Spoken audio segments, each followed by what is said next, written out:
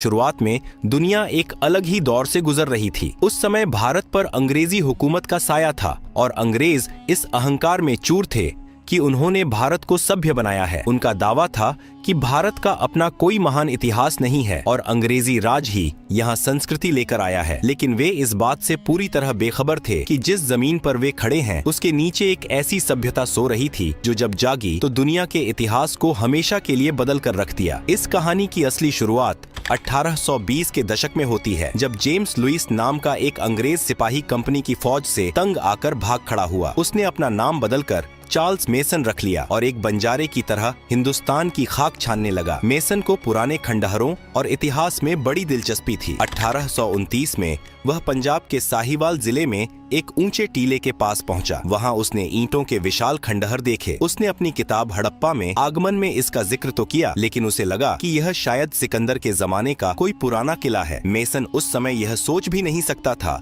कि उसने मानव इतिहास की सबसे बड़ी खोज की दहलीज पर कदम रख दिया है। दशकों तक ये टीले खामोश रहे। फिर 1853 और 1856 में भारतीय पुरातत्व का जनक कहे जाने वाले सर अलेक्जेंडर कनिंघम ने हड़प्पा का दौरा किया। कनिंघम को वहां से कुछ पत्थर की अनोखी मोहरें मिली, जिन पर एक अजीब सा जानवर और कुछ अज्ञात लिपि खुदी थी। कनिंघम हैरान थे क्योंकि ये मोहरें भारत में पाए जाने वाले किसी भी अन्य कालखंड से मेल नहीं खाती थीं। हालांकि पटरी बिछाने के काम के दौरान ठेकेदारों ने उन बेशकीमती ईंटों को गिट्टी समझकर उखाड़ दिया, जिससे इस सभ्यता का एक बड़ा हिस्सा हमेशा के लिए नष्ट हो गया। असली धमाका तब हुआ जब 1902 में सर जॉन मार्शल भारतीय पुरातत्व सर्वेक्षण के मुखिया बने। उनके नेतृत्व में 1920 के दशक में व्यवस्थित खुदाई का काम शुरू हुआ। 1921 में भारतीय पुरातत्वविद दयाराम साहनी ने हड़प्पा में खुदाई शुरू की और वहां से जो कुछ निकला उसने पूरी दुनिया को सन्न कर दिया। जमीन के नीचे से एक पूरा का पूरा शहर बाहर आ रहा था। अभी दुनिया इस खबर को हजम ही कर रही थी कि 1922 में राखलदास बनर्जी ने हड़प्पा से करीब 590 कोस दूर सिंधु नदी के किनारे एक और जगह खोजी, मोहनजोदड़ो, जिसका अर्थ होता है मुर्दों का टीला। यहाँ से भी वैसी ही ईंटें, वैसे ही बर्तन और वैसी ही मोहरें मिली। मार्शल ने 1924 में लंदन की एक पत्रिका में आधिकारिक घोषणा की कि भारत में एक ऐसी प्राचीन सभ्यता मिली है जो मेसोपोटामिया और मिस्र की सभ्यताओं के बराबर पुरानी है। खोज का यह सिलसिला थमा नहीं। बाद में राखी घड़ी, धोलावीरा और लोथल जैसे सैकड़ों शहरों का पता चला। हालिया खोज तो यह तक कहती है कि यह सभ्यता 5000 नहीं बल्कि 8000 साल पुरानी हो सकती है। इस खोज ने अंग्रेजों के उस तर्क को मिट्टी में मिला दिया कि भारत का इतिहास उनसे शुरू होता है। सिंधु घाटी सभ्यता ने साबित किया कि जब दुनिया के बाकी हिस्सों में लोग कबीलों में रह रहे थे, तब भारत के पास सुनियोजित शहर, पक्की ईंटों के मकान और दुनिया की सबसे बेहतरीन जल निकासी व्यवस्था थी। मिट्टी के नीचे दबे इन खंडहरों ने न केवल ईंट पत्थर उगलना शुरू किया, बल्कि एक ऐसी गौरवशाली कहानी सुनानी शुरू की जिसने हर भारतीय का सिर गर्व से ऊंचा कर दिया। कल्पना कीजिए कि आप समय की मशीन में बैठकर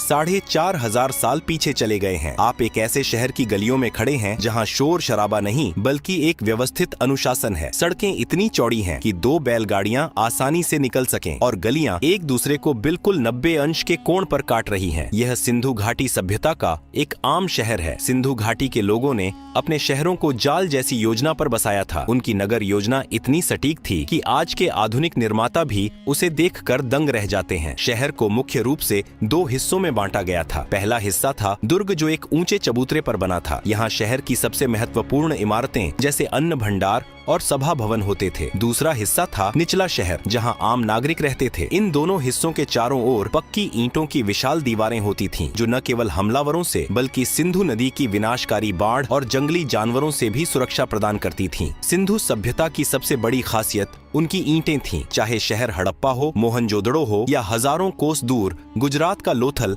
हर जगह ईंटों का आकार और अनुपात 4:2:1 जैसा था। यह उस समय की एक अद्भुत समानता की मिसाल है। लोग धूप में सुखाकर नहीं बल्कि भट्टियों में पकाकर ईंटें बनाते थे, जिससे उनके घर हजारों साल बाद भी मजबूती से खड़े रहे। मोहनजोदड़ो में खुदाई के दौरान एक विशाल स्नान कुंड मिला, जिसे महान स्नान घर कहा जाता है। यह करीब 900 वर्ग फीट में फैला था। इसकी गहराई 8 फीट थी और इसमें उतरने के लिए उत्तर और दक्षिण दिशा से सीढ़ियां बनी थीं। इसे जलरोधी बनाने के लिए ईंटों के ऊपर प्राकृतिक राल की परत चढ़ाई गई थी। पास ही एक कुआं था जिससे ताजा पानी भरा जाता था और गंदे पानी के निकास के लिए बड़ी नालियां थीं। विशेषज्ञ मानते हैं कि इसका उपयोग धार्मिक अनुष्ठानों या विशेष उत्सवों के लिए किया जाता होगा। इस सभ्यता के पास दुनिया की सबसे उन्नत जल निकासी व्यवस्था थी। हर घर के अंदर अपना स्नान घर और शौचालय होता था, जिसकी नालियां ढकी हुई गलियों की नालियों से जुड़ी थीं। ये नालियां आगे जाकर शहर के मुख्य गंदे नाले में मिलती थीं। जगह जगह सफाई के लिए गड्ढे बनाए गए थे। सड़क के किनारों पर कूड़ा फेंकने के लिए मिट्टी के पात्र रखे जाते थे और शहरों के प्रवेश द्वार पर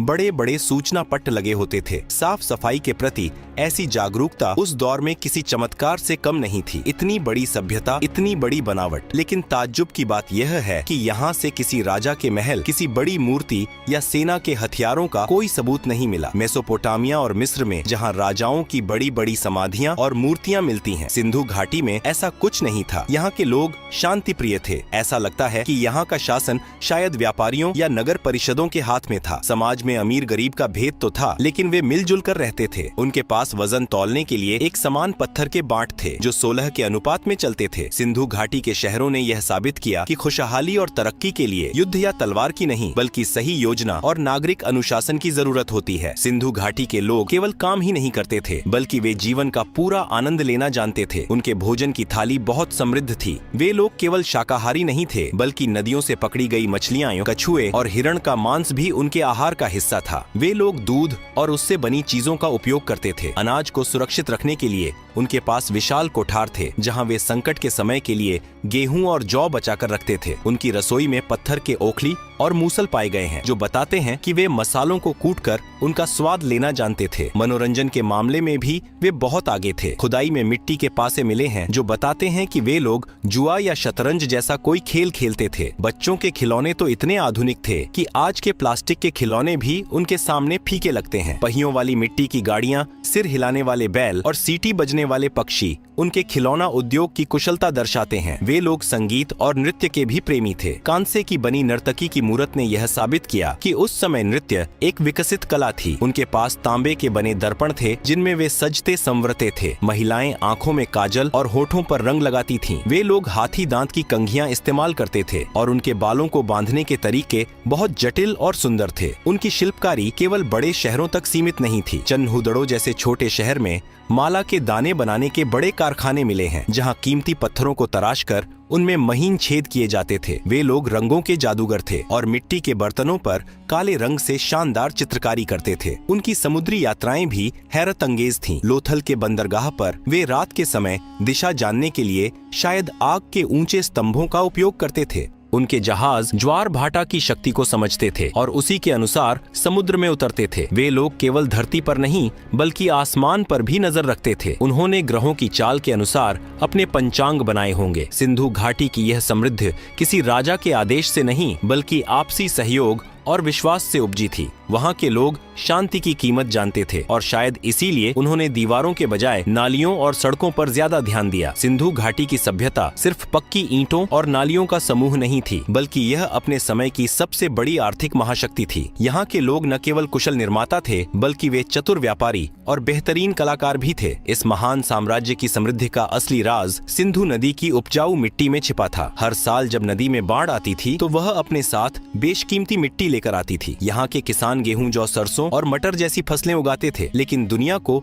इस सभ्यता की सबसे बड़ी देन थी कपास। सिंधु घाटी के लोग दुनिया के पहले ऐसे लोग थे जिन्होंने कपास की खेती करना और उससे कपड़ा बुनना सीखा। उन्होंने सिंचाई के लिए नहरों और जलाशयों का ऐसा जाल बनाया था कि अकाल का डर लगभग खत्म हो गया था। प्राचीन मेसोपोटामिया के शिलालेखों में एक रहस्यमयी देश मेलुहा का जिक्र मिलता है। इतिहासकार मानते हैं कि यह मेलुहा कोई और नहीं, बल्कि सिंधु घाटी सभ्यता ही थी। कल्पना कीजिए, आज से 4,500 साल पहले सिंधु घाटी की नावें अरब सागर की लहरों को चीरती हुई मेसोपोटामिया के तटों तक पहुंचती थीं। गुजरात का लोथल दुनिया का पहला मानव निर्मित गोदी बाड़ा था। यहाँ से हाथी दांत की बनी चीजें, कीमती पत्थर, तांबा और बेशकीमती लकड़ियां भेजी जाती थीं। बदले में भारत में सोना, चांदी और ऊन आता था। व्यापार को सुचारू बनाने के लिए उन्होंने बाट और माप की एक ऐसी प्रणाली विकसित की थी जो पूरे साम्राज्य में एक जैसी थी। उनके पत्थर के बाट बहुत सटीक थे। खुदाई में मिली हजारों मोहरें इस सभ्यता की व्यापारिक समझ का सबसे बड़ा प्रमाण है। ये मोहरें पहचान का काम करती थीं। जब सामान की बोरियां भेजी जाती थीं, तो उनके ऊपर गीली मिट्टी लगाकर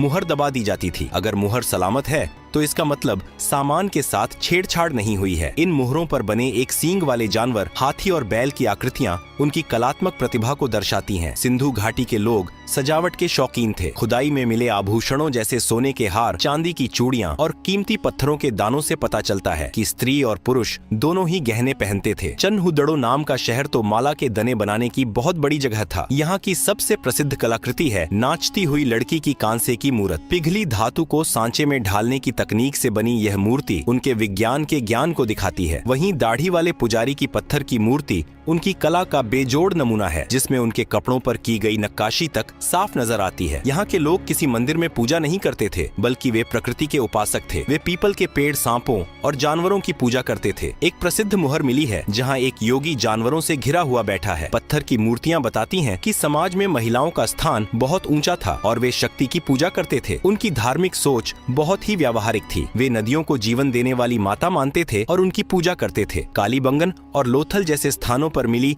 हवन कुंडों की कतारें बताती हैं कि वे लोग अग्नि की पवित्रता में भी विश्वास रखते थे। उनके पास तावीज और गंडे भी मिले हैं जो इशारा करते हैं कि वे बुरी शक्तियों से बचने के लिए कुछ टोने टोटके भी जानते थे। उनकी जीवन शैली इतनी संतुलित थी कि हर व्यक्ति के पास रहने के लिए सम्मानजनक स्थान था। श्रमिक आवासों की कतारें बताती हैं कि मजदूरों के कल्याण का भी ध्यान रखा जाता था। उनकी नगर व्यवस्था में कहीं भी कचरा बिखरा हुआ नहीं मिला, जो यह साबित करता है कि वे लोग स्वच्छता को ईश्वर के करीब मानते थे। यह सभ्यता केवल ईंटों का ढेर नहीं थी, बल्कि एक ऐसी सोच थी जो समय से बहुत आगे थी। आज के महानगरों को भी सिंधु घाटी के उन प्राचीन शहरों से बहुत कुछ सीखने की जरूरत है, जहां प्रकृति और प्रगति दोनों एक साथ चलते थे। सिंधु घाटी की संस्कृति ने यह सिखाया कि कैसे व्यापार और कला के दम पर एक शांतिपूर्ण और समृद्ध समाज खड़ा किया जा सकता है। लेकिन फिर कुछ ऐसा हुआ जिसने इस हंसती खेलती सभ्यता को खामोश कर दिया। इतिहास के पन्नों में सिंधु घाटी सभ्यता एक ऐसी अनसुलझी पहेली की तरह है जिसका अंतिम पाठ आज भी अधूरा है। हमने उनके शानदार शहरों को देखा, उनके व्यापारिक कौशल को समझा, लेकिन एक चीज ऐसी है जो पिछले 100 सालों से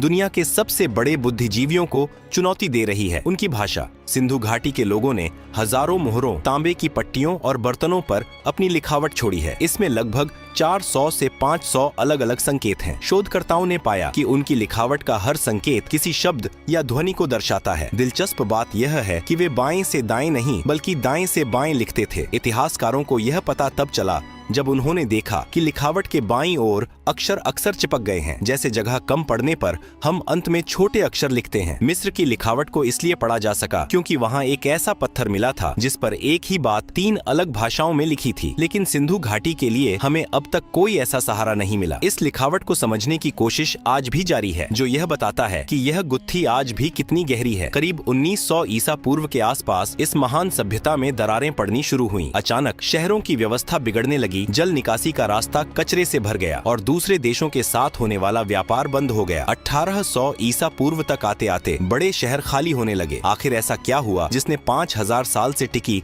इस सभ्यता को खत्म कर दिया? इसके पीछे कई बातें कही जाती हैं। पहली यह कि सिंधु नदी ने अपना रास्ता बदल लिया, या फिर वह महान सरस्वती नदी सूख गई जिसके किनारे सबसे ज्यादा बस्तियां बसी थीं। पानी खत्म हुआ तो खेती चौपट हो गई और लोग पलायन करने पर मजबूर हो गए। दूसरी बात यह है कि मोहनजोदड़ो कम से कम 9 बार बाढ़ में डूबा और फिर से बसाया गया। शायद बार बार आने वाली बाढ़ और भीषण भूकंपों ने उनकी हिम्मत तोड़ दी। तीसरी बात यह है कि मौसम के बदलने से बारिश कम हो गई। ईंटें पकाने के लिए जंगलों की अंधाधुंध कटाई ने वातावरण को और बिगाड़ दिया, जिससे अकाल पड़ गया। चौथी बात यह कि कुछ कंकालों की जांच में बीमारियों के लक्षण मिले हैं। मुमकिन है कि किसी बेकाबू बीमारी ने पूरी आबादी को खत्म कर दिया हो। एक बात यह भी कही गई कि बाहर से आए लोगों ने हमला किया होगा, लेकिन इसका कोई ठोस सबूत नहीं मिला है। भले ही सिंधु घाटी के शहर मलबे में बदल गए, लेकिन उनकी आत्मा आज भी भारतीय संस्कृति में जीवित है। वे लोग गंगा के मैदानों की ओर बढ़ गए और अपने साथ अपनी तकनीक और परंपराएं ले गए। आज भी गांव देहात में जिस तरह की चूड़ियां पहनी जाती हैं, जिस तरह बैलगाड़ियां बनाई जाती हैं और जिस तरह योग व प्रकृति की पूजा की जड़ें मिलती हैं, वह सब हमें उसी महान सभ्यता से मिला है। सिंधु घाटी सभ्यता ने दुनिया को सिखाया कि कैसे इंसान प्रकृति के साथ तालमेल बिठाकर एक आदर्श समाज बना सकता है। उनके शहर भले ही मौन हो गए हों, लेकिन उनकी ईंटें आज भी कहती हैं कि हम दुनिया की सबसे पहली सभ्य संतानें थे। आज जब हम आधुनिक ड्रेनेज और अर्बन प्लानिंग की बात करते हैं, तो हमें याद रखना चाहिए कि हमारे पूर्वजों ने यह सब हजारों साल पहले ही सिद्ध कर दिया था। उनकी उनकी वह अनपढ़ी लिपि शायद किसी दिन हमसे बात करेगी और हमें वह रहस्य बताएगी जो अभी तक मिट्टी में दबा हुआ है। तब तक हमें उनके द्वारा छोड़े गए इन शानदार खंडहरों का सम्मान करना चाहिए, क्योंकि ये हमारे गौरवशाली अतीत की नींव है। सिंधु घाटी की वह महान आत्मा आज भी हमारे रक्त में और हमारी संस्कृति के हर कण में जीवित है, जो हमें निरंतर आगे बढ़ने और प्रकृति के साथ जुड़कर रहने की प्रेरणा देती है। यह कहानी अंत नहीं, बल्कि एक नई शुरुआत है जो हमें खुद को पहचानने में मदद करती है।